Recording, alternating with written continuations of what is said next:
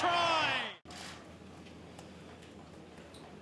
Michael, did you see the nature of that performance and that outcome coming this week? In 3 weeks of preparation? No, certainly not. What did you make of it? I thought we defended very poorly.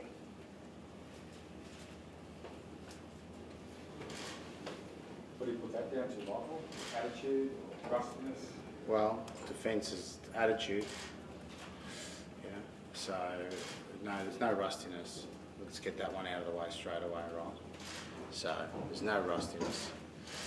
When, players run it, you got to tackle them. And that's the nature of the game. So when other things don't work out, that'll look after you. Steve, what's your take on that defensive pattern? Yeah, same thing as Cheik says, just not good enough. We didn't get in our contact right, aggression in the tackle, things like that. They got a lot of offloads, created a lot of momentum for them. So that defence is the part we'll be looking hardest at. Michael, do you have an injury update, an early one for the guys? Not exactly, no. I haven't really had a chance, to be honest. They don't look too good, put it that way, but haven't got the details yet, no. Have you ever lost 3, inside centres in the first half of a test match or a match? No, look, yeah, it's not ideal, obviously, right? But I've seen Nick Phipps play on the wing before. He's done a good job. He did not a bad job today. And like teams play with a player less, get a red card or lose players and shifts around. You can always save yourself somehow. You know what I mean? You can always save yourself somehow. So when we got out, we didn't keep our composure probably there when all that happened. And then second half, we got ourselves sort of sorted out a little bit. And we're more in the contest, but still too many missed tackles. It was a massive sideshow today with the listening device coming in All Blacks team room. Do you think that had any effect on your cap? No, I doubt it. I don't think anyone accused us of putting it there, did they? So it's got nothing to do with us. You spoke a lot about working on the mental toughness side of things. And what do you take away from this, and how do you build on what you've been trying to do? Well, you'll have a chance to build on that in 7 days, won't you? That's what they'll have a chance to do. They'll have a chance to work on it in 7 days.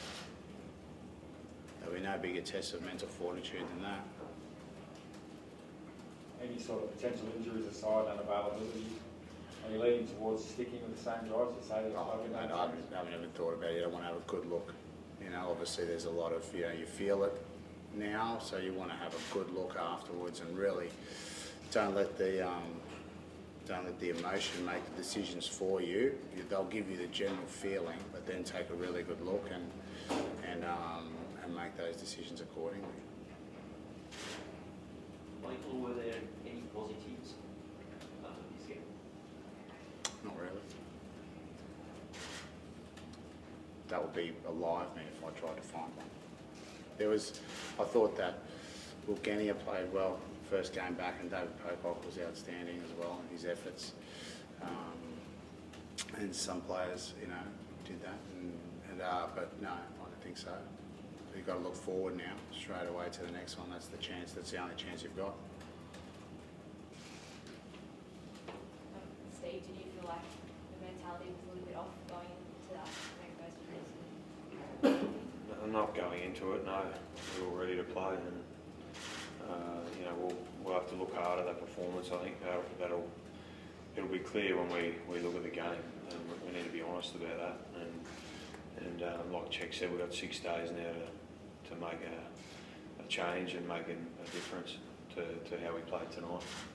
How are you feeling at the moment, Steve?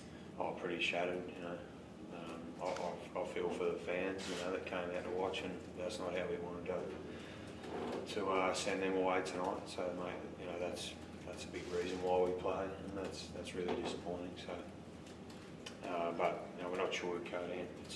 It's our problem to own, and we need to get about doing that together and stay together. That's important too. Just stay tight as a team and not drift off, and be honest with each other and find some ways forward. Michael, I think with one of the lowest load crowds out there tonight, what can you do to recapture that sort of pride and that sort of thing that you guys talk so much about in terms of the public? All we can do is play as best we can, you know what I mean? I don't think that there's nothing, you know, I can't go out there selling tickets or anything, you know, it's about how we play. And play like that, there'll be less people the next one as well. It's pretty obvious. But, you know, that's, the crowd figure's not really in the forefront of my mind right now. You know, there's other things that are a bit more important. Still a good crowd, 65,000 people there cheering, and we let a lot of them down. What can you do in the next 6-7 days that perhaps you couldn't have done or didn't do the last month of camp?